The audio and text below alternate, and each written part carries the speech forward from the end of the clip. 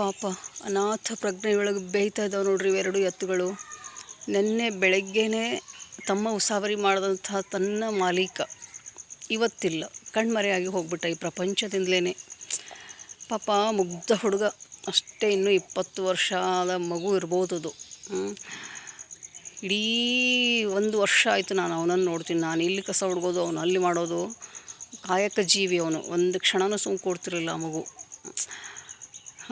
ಎಷ್ಟು ಕ್ಷಣಿಕದ ಈ ಪ್ರಪಂಚ. ಬಯಸಿ ಬಯಸಿ ನರಳಿ ಸಾಯ್ತಿರ್ತಾರೆ ಪ್ರಪಂಚದೊಳಗೆ ಜನ ಸಾವನ್ನು. ಅಂಥವ್ರಿಗೆ ಬರಲ್ಲ ಅದು. ಇದು ಆರೋಗ್ಯವಂತ ಹುಡುಗ, ಸಣ್ಣ ಮಗು.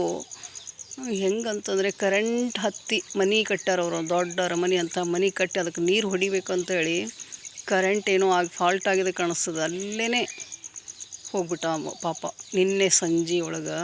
ಇವತ್ತಿವು ಹೀಗೆ ನಿಂತ್ಬಿಟ್ಟಾವೆ ನೋಡ್ರಿ ಎತ್ತುಗಳು. ಅವನ್ನ ಬರುವಿಕೆಯನ್ನು ಕಾಯ್ಕೊಂಡು ತಮ್ಮ ಮಾಲೀಕ ಬರ್ತಾನೆ, ತಮ್ಮ ಉಸಾಬರಿ ಮಾಡ್ತಾನೆ.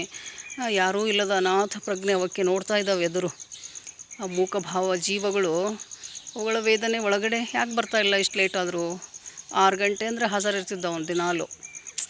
ಇವತ್ತು ನಾನು ನೋಡಿದೆ, ಯಾಕೆ ಗೊತ್ತಾಗಿತ್ತು ಬಿಡು, ನಿನ್ನೆ ರಾತ್ರಿ ಹೋಗಿದ್ದನು ಅವನು.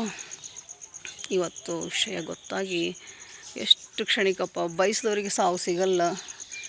ಏನೂ ಅನಿರೀಕ್ಷಿತ, ಏನು ಮನಸ್ಸಿನಾಗಿರಲಿಲ್ಲ ಆ ಹುಡುಗನ ಬಗ್ಗೆ. ಯಾರಿಗಿರ್ಬೇಕಂಥ ಹುಡುಗನ ಬಗ್ಗೆ? ಹೆಂಗೆ ಜೀವನ, ಇಂತಹ ಒಂದು ಸಾವು ನೋವು ರೋಗ ರುಜಿನ, ಇಂಥ ಕೇಡಿನ ಪ್ರಪಂಚದೊಳಗೆ ಮೋಹದ ಅಂಧಕಾರದೊಳಗೆ ಬಿದ್ದು ಕುಳಿತೀವಲ್ಲ, ಅದು ಎಂಥ ಅಜ್ಞಾನ ಆವರಿಸ್ಕೊಂಡಿರಬಹುದು ಮನುಷ್ಯನ ಮನಸ್ಸಿಗೆ ಅಂದರೆ ಬಹಳ ಖೇದ ಅನ್ನಿಸ್ತದೆ ಕೆಲವೊಂದು ಸತಿ. ಎಷ್ಟು ಹೇಸಿಯಪ್ಪ ಈ ಮನುಷ್ಯನ ಆಸೆಗಳು.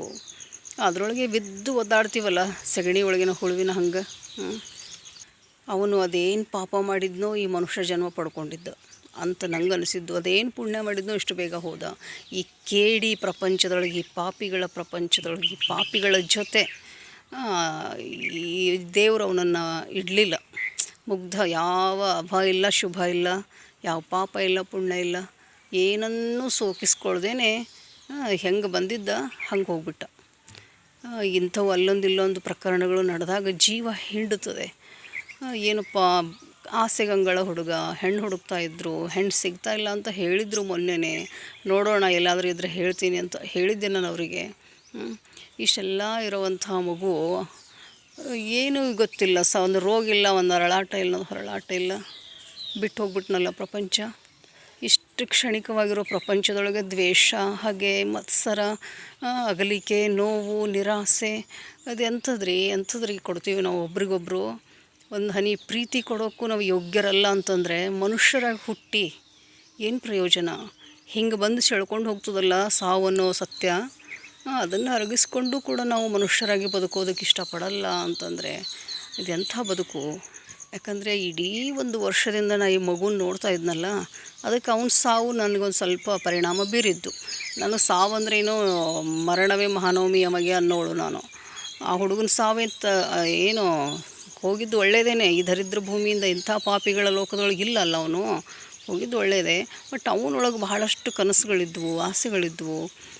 ಅವನನ್ನು ನೋಡಿದ್ರೆ ಭೋಳೇಶಂಕರ ನೆನಪಾಗ್ಬಿಡ್ತಿದ್ದ ನನಗೆ. ಯಾಕಂದರೆ PUC ಒಳಗೆ ಪಾಠ ಮಾಡಿ ಆ ಭೋಳೇಶಂಕರನ ಪಾತ್ರ ಹಿಂಗೆ ಅವಗಾಹಿಸ್ಕೊಂಡಿದ್ದೀನಲ್ಲ ನಾನು ಕೂಡ.